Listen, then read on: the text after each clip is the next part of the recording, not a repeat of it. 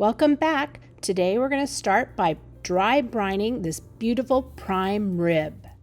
Notice the marbling on it and all the fat and the bones. This thing is going to be great. We start with some crushed salt, rub that in, and then we get some other salts that you like. I'm using Lowry's salt because this is a Lowry's prime rib dinner. And you generously rub it in and get it into all the sides. Make sure you pat it so it kind of sticks into the fat. And then I'm taking the Lowry's pepper and I'm also massaging it into the fat so it gets in there really well. And this dry brine, you leave it overnight uncovered. My kids insist I put a little foil on it, but that's it. Then early the next morning, you just go into your fridge and pull that meat out and let it come to room temperature while you get things prepared.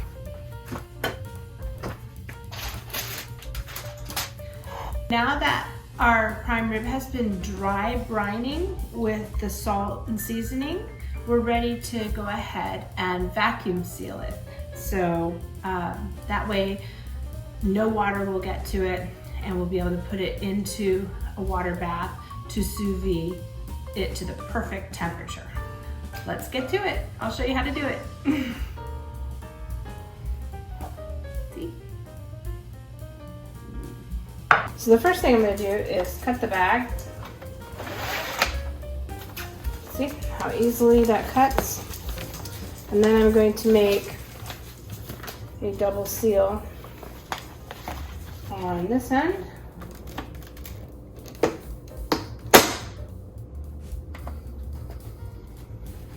And you wait until the light goes off, and then you know it's been sealed. The light went off.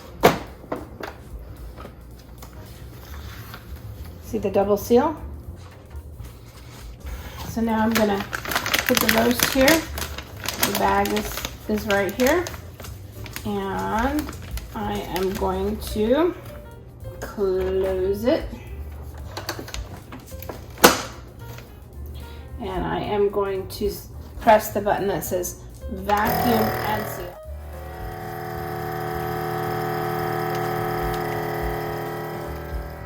Gives me a little room to have some of it out.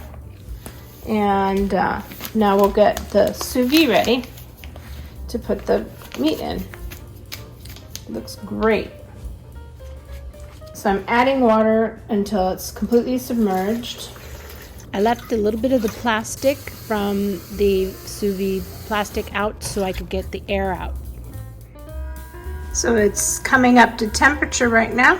All right, we now have the roast out of the bath, and I'm gonna cut it open, pour the juices in this washed Pyrex container for later, and we are going to finish it off.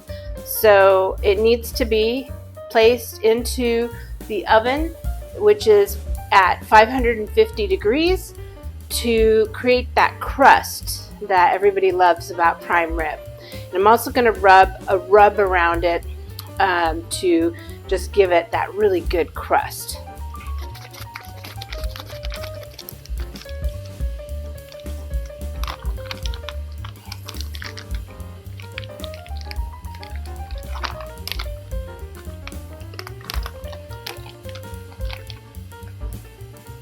Oh my goodness, it smells divine. We're gonna put it with the fat side up, and I'm gonna take my crusting rub, and this one happens to be Primo's Gotcha Garlic. We love garlic. It's gonna taste delicious. Pretty generous with it. And you're gonna put it on the sides. Now we're only going to put it into the oven for 10 to 15 minutes, and I'm definitely going to keep a close eye. After all this time, I don't want to burn it.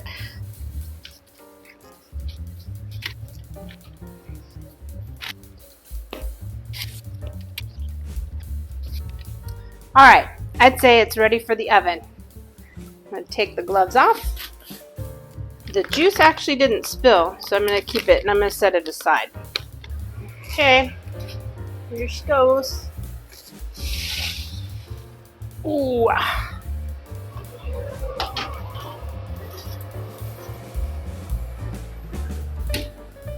Wish me luck. Wow. That happened quickly. A lot quicker than I expected. Got a little bit of a burn on the outside. Turned it off. And that was only 5 minutes. So thank goodness I was watching it. Probably should have lowered the rack. Otherwise it looks great. So the roast came out. I took it out a little early. It only took 5 minutes to get this crust on it. It looks a little burnt, the crust, but it didn't go very far. It's just it's a surface burn. I probably should have had the whole roast a little lower, but I can flake it off. I'm not worried about it at all. See,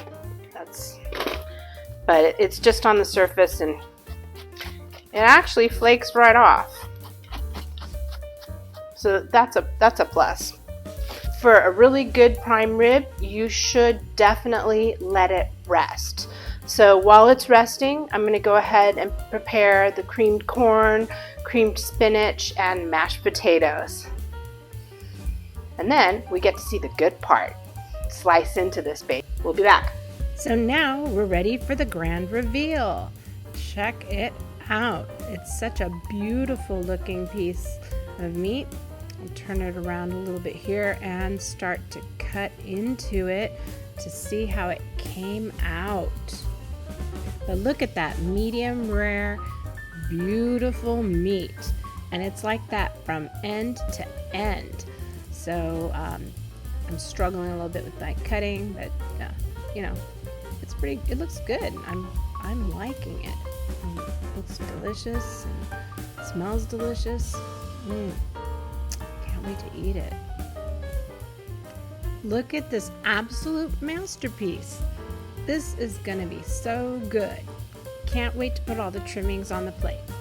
So there we have it. Prime rib with creamed spinach, mashed potatoes, and creamed corn. We also have some horseradish for it, and we are ready to dive in. Deliciousness. Check it out. You should make some too.